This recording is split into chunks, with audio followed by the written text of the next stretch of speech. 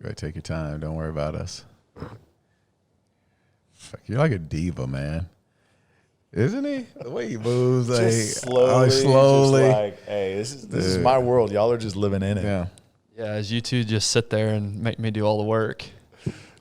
Hey, Calling me the diva. Hey, we're not gonna argue. Can you adjust this camera? I need my good angle. Oh, the irony of calling me the diva as I'm sitting over here trying to get cameras set up and press and record. You're such a diva. Yeah. Wow. Man, you two. I don't know why I still hang out with you two. That's a good question. No appreciation and only Here we go. disrespect. Here we go. We feel the same about you. That's good. Touche. Q&A episode 11. Episode 11. Let's do this. We're here 11 weeks in. Yeah. And the topic today is an exciting one because it's the best time of year. Would you guys agree? Why is it the best time of year? It depends. It depends on what side you're on. True. Now, as a fan, it's the best time of year. Yes. As a fan, it is. And if you don't know what we're talking about, because not everybody's a sports fan that listens to this podcast, it's NFL training camps open up this week, or at least the Cowboys do, which is really the only team that matters, I've heard. I'm told. That's it. And the Patriots, of course. I think they probably start next week. And the Buccaneers. Watch your mouth. Just watch your mouth. Just stay But anyway, yeah. we've got two former NFL athletes on this set, and it would be a shame not to utilize our resources and get some inside knowledge. I know we got Hard Knocks and we got all these different shows, but this is a true, transparent, behind the scenes. I want to know what y'all's feelings were like. I want to know everything about going into training camp, what training camp was like for you guys and y'all's experience. We have two very totally different perspectives. Darren was very, second round pick. He was very solidified in his role for 13 years. Tyler, on the other hand, he had to watch his back a little bit. He was fighting for a job most training camps, every training camp. Every training camp. So awesome insight that we're about to hear. And if you're not a sports fan, well, maybe you'll learn something today. Yeah. Maybe you'll have some fun anyway. So who's not a sports fan? Well, that's true. Come on. What I want to know first and foremost, you know how I am. I'm touchy-feely. I'm all in the feels kind of guy. I want to know from each of you, Darren, we'll start with you, your first your first training camp. What was it like going into your very first training camp? And more specifically, what were your thoughts? What were your fears? What were you feeling going into that first training camp? The first one coming in was the unknown, just the fear of the unknown. Like, I didn't know what to expect. In college, I kind of knew, the protocol and how we were going to go about things. I spent 4 years at Arizona State. You go up to Camp Tonazona. You know what time the meetings start. You know where the tempo of practice. When you're going to have practice. Knew the break time, how to rest. You just knew the consistencies and the layout of practice. So when I got to the NFL, it was totally different. Training camp was in Austin. I thought coming in was, okay, it's going to be in Dallas. Training camp's going to be in Dallas. No, it's in Austin. Now I have to find a way to get up to Austin. When do I leave? I mean, there were so many. You had to coordinate. There was no team bus or anything? And there was a car. You found your way up to training camp with a car or plane. And I mean, I can see in Oxnard, of course you get yourself out there, but Austin. Yeah, but I'm asking people, where's Austin? That's right. You're not from here. I'm not from here. Where are you from? What do I need to bring? Right. So all the little things, it was more taxing because of the fact that it was the unknown.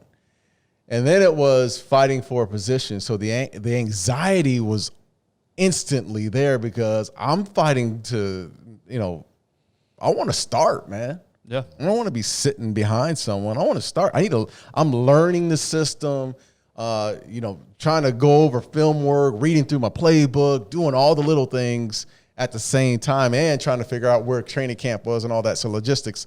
But once I got there, man, it was honestly, man, I know people always say, well, this sucks and all that, man. But I enjoyed that process. We're going to get there.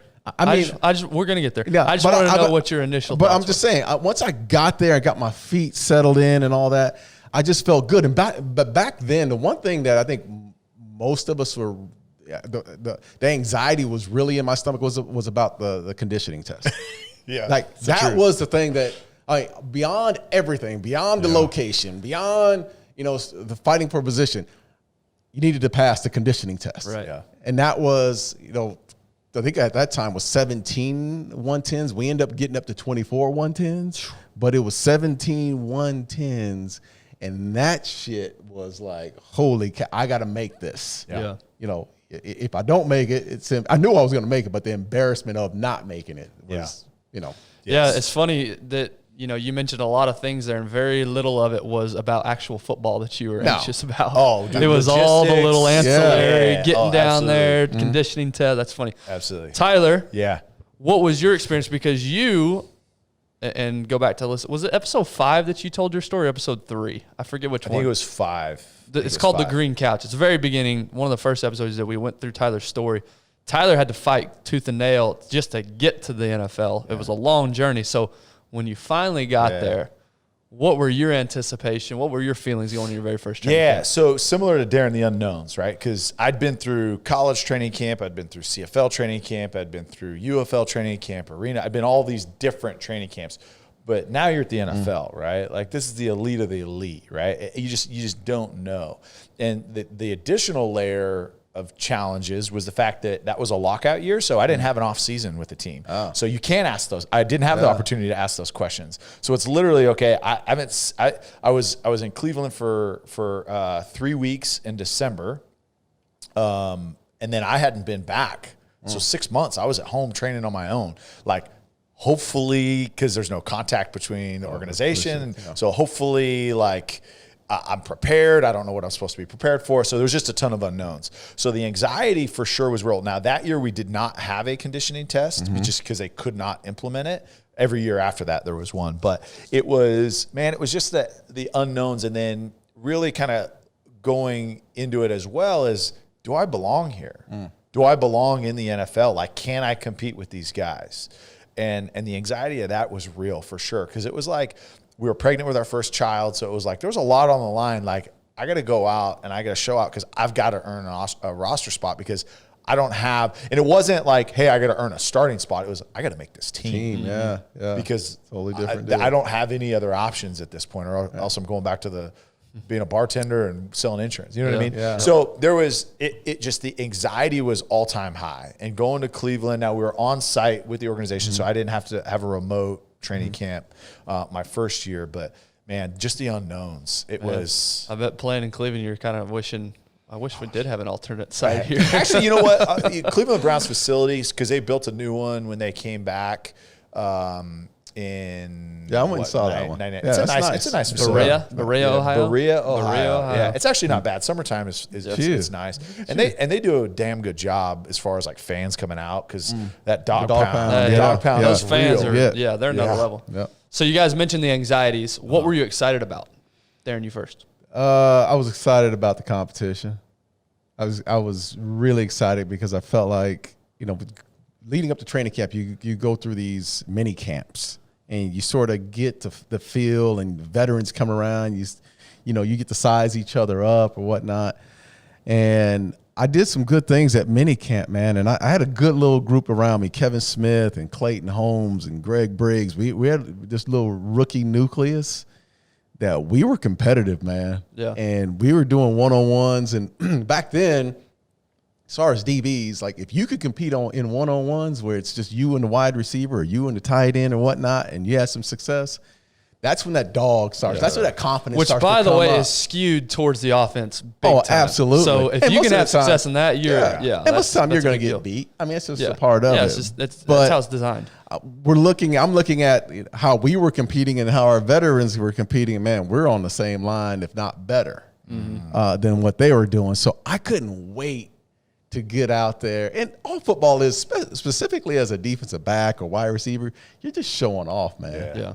And the fan base out there in Austin, Texas was unbelievable. Did you ever call out Michael Irvin? There was a young DB. No. Who was it? Just recently in the NFL. Apparently he's been out there calling out the team's number one receiver. Yeah, that's what you know. Number ones usually go at once. Yeah.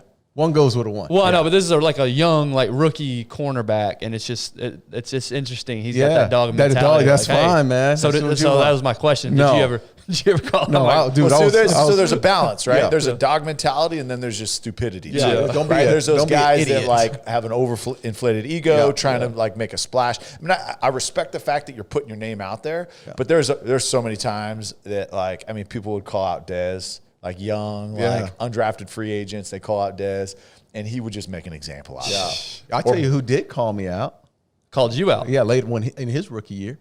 Who It was that? Jason Witten. Oh, Jason Witten called me out. I was on the other field covering wide receivers, and he was like, "Come over here and get some." His rookie year, and I no way. gladly went over there. Tell us about that. Oh, that's a good yes. story. Tell us. I haven't heard this. Yeah, he will tell us tell about you this. this. There's a reason why he calls me the Claw, because he learned. cheated. Because he learned, not learned. He learned. He got learned. He got learned. He got taught a lesson. Well, I had a little inside knowledge. I knew what they were running, but.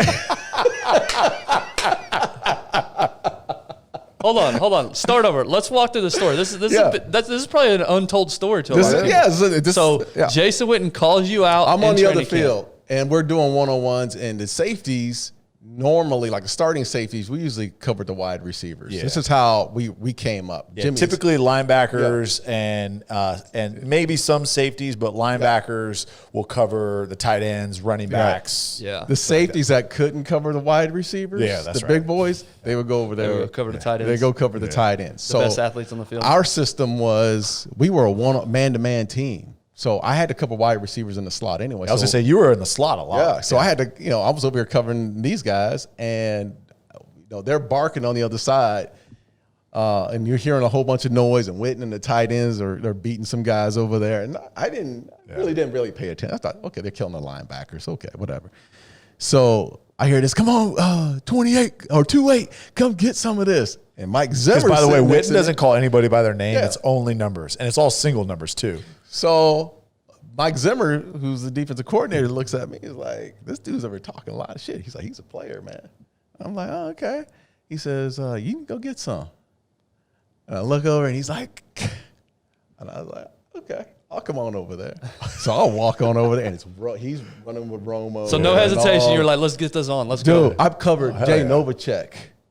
Like, I'll tell you this right now. Jay Novacek used to work me.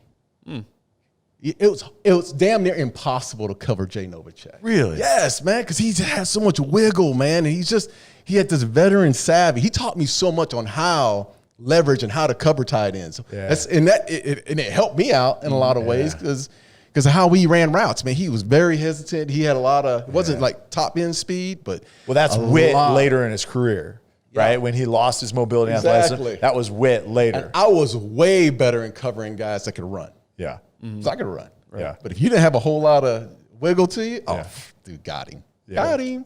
Yeah. And that's Witten. When he first came in, he was such a good athlete that he just relied on his athleticism. Yeah. As he grew as a player, then he became he had different speeds, he could adjust and all that. But that's how most rookies were. They just want to outrun you, and they're straight line like you were probably. I would have mauled you your rookie year.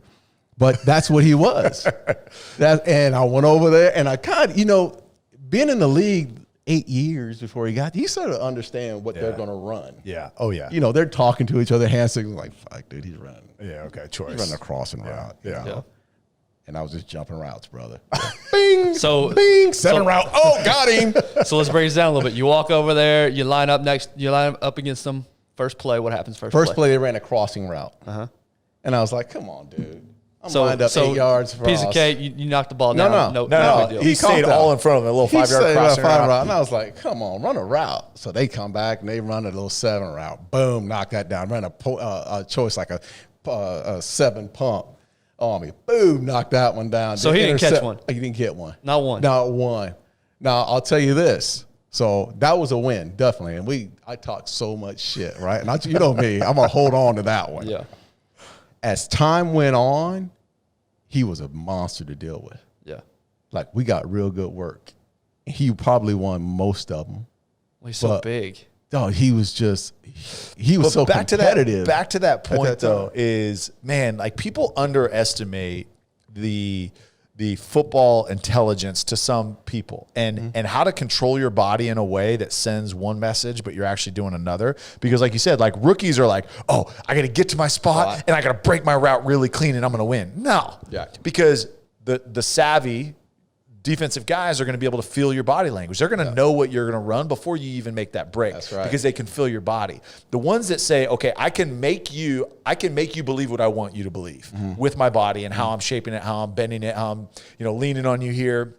That's what Witt got really good with later on in his career. I mean, there's a key play late 2014 against the Detroit Lions in the first playoff game where he ran a choice route. And this linebacker or a safety that was covering him was like, I already know what you're going to run. You're going to run a choice route, and you only have two options. All my film study, all these things that I'm doing, I know that you can either break it out or you can turn around and you can sit down. That's it, because I know you can't break it in. But because Romo and Witten had the savviness, he let him believe that. He knew that he knew that the safety knew he only had two options. So he's like, okay, so here's what I'm going to do. I'm going to run this. I'm going to make you think that I'm going out. So he like gave a little in, and then he was going to come back out and sit back down and turn around. Well, he saw the safety vacate. So now the middle is open and breaks every rule that we have in our playbook, but breaks it in and converted on a 4th and 13 in the fourth quarter in a playoff game that literally gave us the chance. And we went down and we scored to win the game. Wow. And it was like that. But people really discount those things. And that's where it starts, is those battles in training camp. Yeah. That's awesome. What can you guys think of anything wild that ever happened in training camp? What's your wildest story that you can share? Because Hard Knocks wasn't around back then. No. Give the people some insight. Our training camps, guys, oh man, we had so many in Austin. Guys trying to sneak girls in the trunk of the car through into the dorms. Totally disrespectful. What was the one?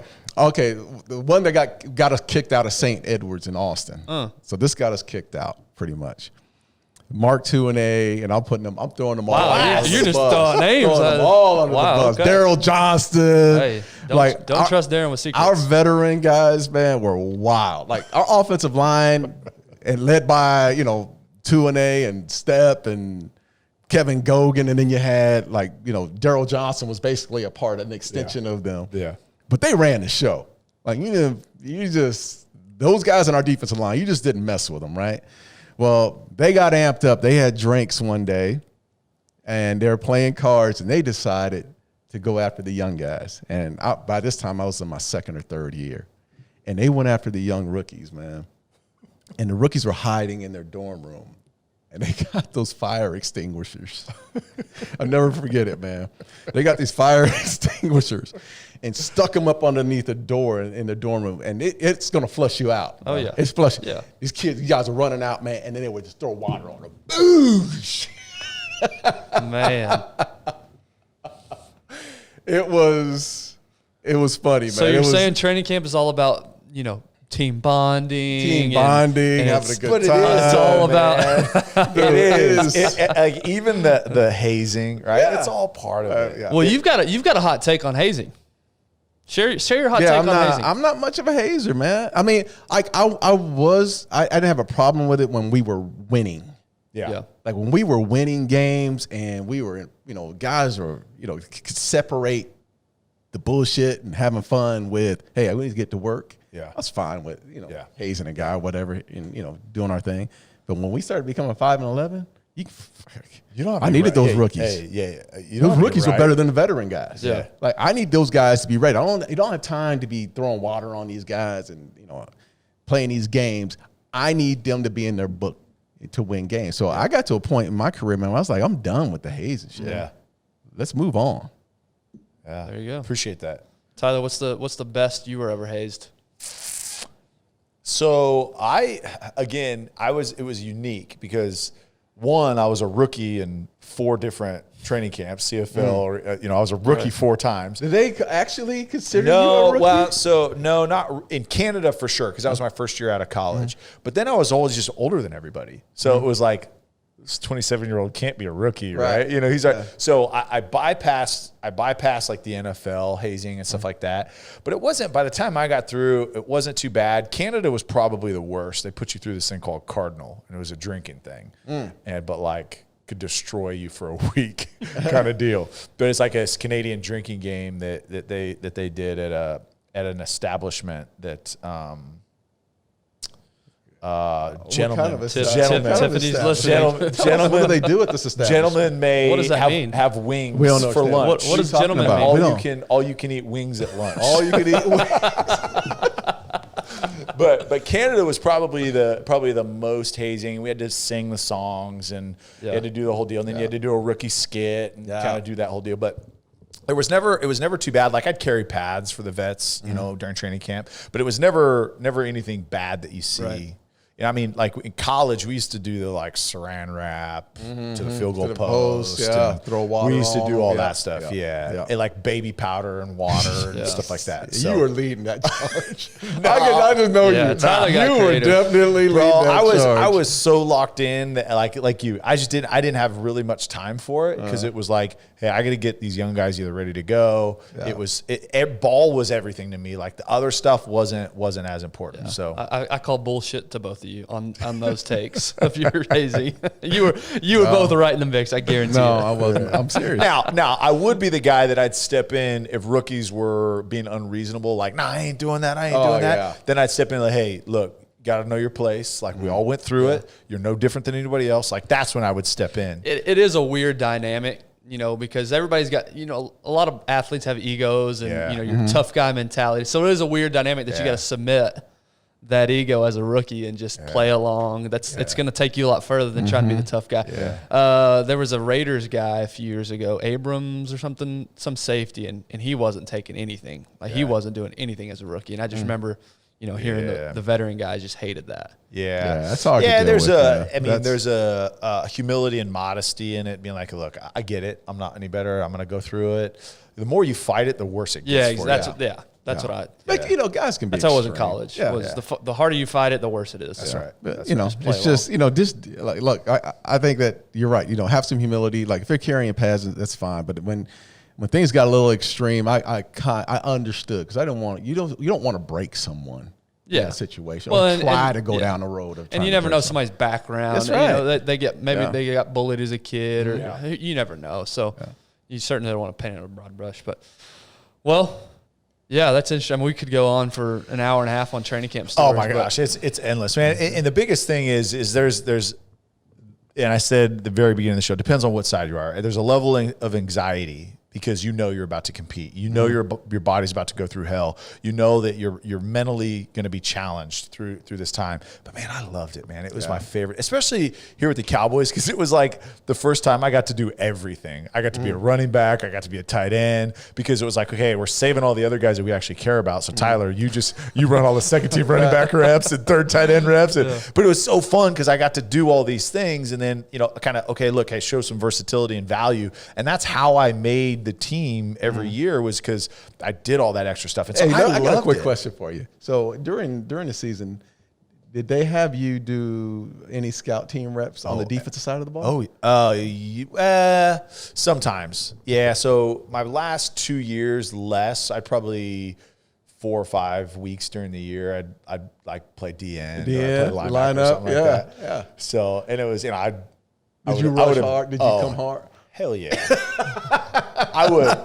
But the problem was that because I was a first team fullback, it was, if we were in like third down day and we didn't have any 21 personnel, then I'd go over there and do that. But then I'm like, I got Lael or I got Tyron Smith, and it's like I'm rushing against those guys. But it was more like, hey, look, I'm gonna go super hard, and then I'm gonna mess around with you because you're my guy, right? Like I'm not gonna, I'm gonna brother-in-law you a little bit, but yeah, man, I get that chop club rip, and then I get that spin in. He's going back. He went back. He's having a flashback. It was fun, man. But yeah, so I would, and that's how I got a job in Cleveland, was because I was scout team on both sides. That's how I got my first shot, is because I did have a defensive background. Right. And Mangini was like, no, you're gonna play linebacker and you're gonna play fullback on scout team. Yeah. So that's awesome. Do what you got to do. Do what you got to do. Love it. Yep. Well, like we said, best time of the year. Football's about to start back up. That's right. So, thank you, boys, for that insight.